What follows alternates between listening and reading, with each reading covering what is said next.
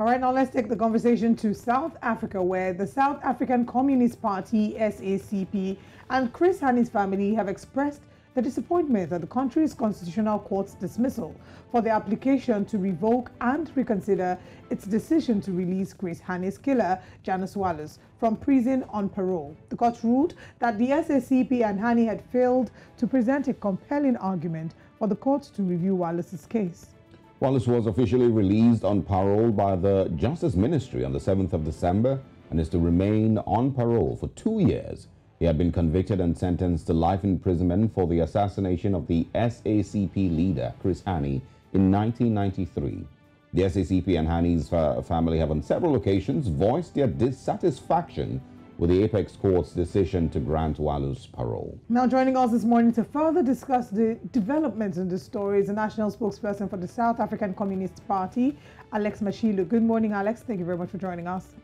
Now let's go into the details of the story. Considering that the Constitutional Court was the court that decided on Walus's parole, what are the chances of success for the SACP in choosing to return to the same forum for a new decision? Do we maybe see it upturned in the future?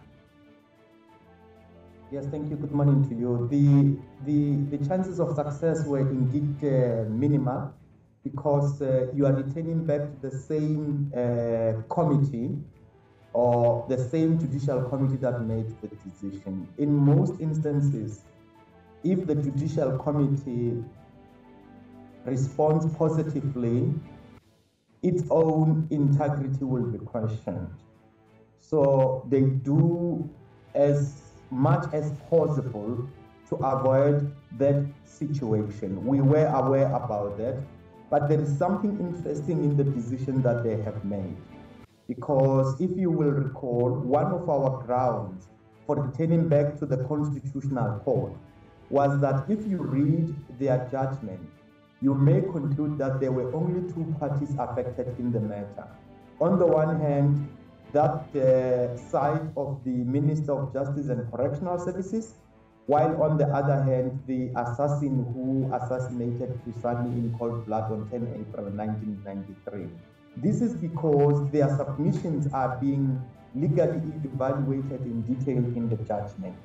However, the submissions made by the Chris Hani family and the South African Communist Party are not being evaluated in detail in the judgment. In a particular way, the Constitutional Court recognized that there is a flaw in that regard because in its decision, they say that there is a substantial overlap between the submissions made by the SACP and the submissions made by the Minister of Justice and Correctional Services. And therefore, they argue that by having considered the submissions made by the Minister, that has covered the SACP. We disagree with that. And in our view, the matter cannot end here. In South Africa, people have for a long time thought that when you reach the Constitutional Court that makes a decision that is not in your favor, and you return back to that court and that court says, no, there is nothing else and you do not have any other avenue. This is why now our legal team is working 24/7 to approach the African Commission for Human and People's Rights in response to the Constitutional Court judgment.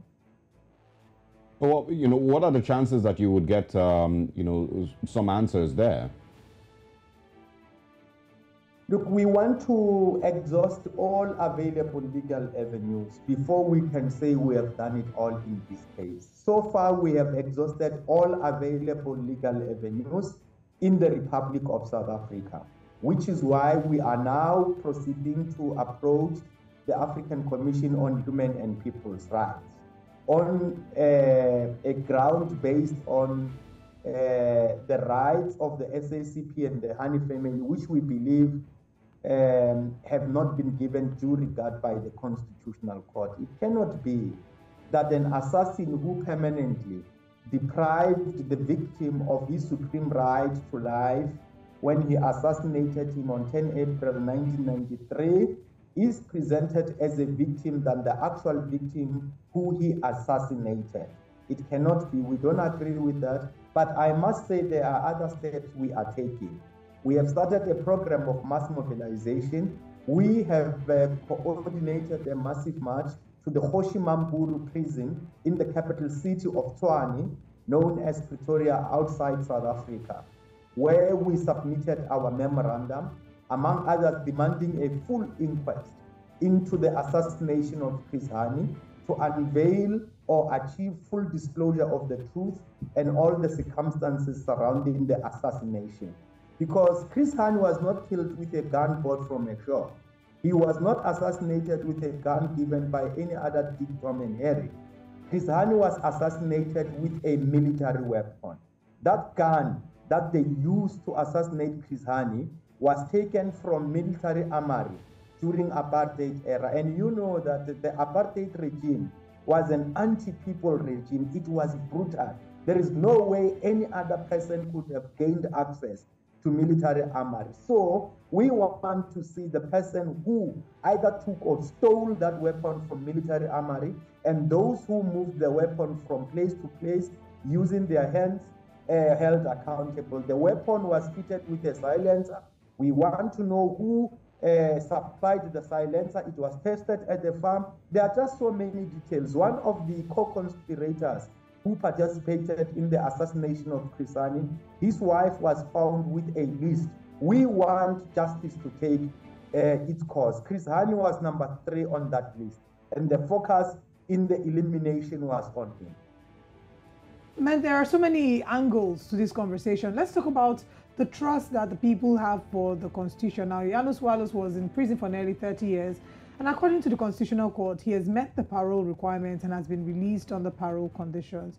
Can you share with us why the SACP believes he's not deserving of parole, and how exactly the people of South Africa, how much trust you would say they have for the decisions by the Constitutional Court? It is very difficult. Let me start with the second question. When you look at the Constitutional Court judgment, it resurfaced the divisions underpinning the South African society, exposing those divisions. On the one hand, unrepentant and unremorseful perpetrators of the crime called apartheid, which the United Nations declared crime against humanity, were celebrating the judgment.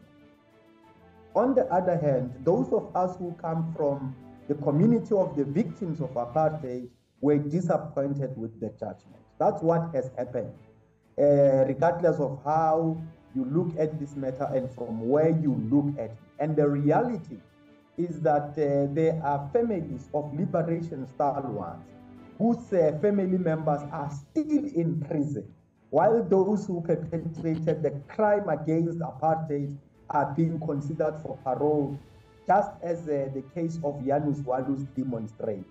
There are people who fought for democracy, who fought for liberation in South Africa. And for that fight, they are still in prison. While those who were defending the apartheid regime, as demonstrated by Janusz Walus' case, are being considered for parole. That is what people think about the Constitutional Court judgment in South Africa as things stand right now. It's a really, really fascinating story.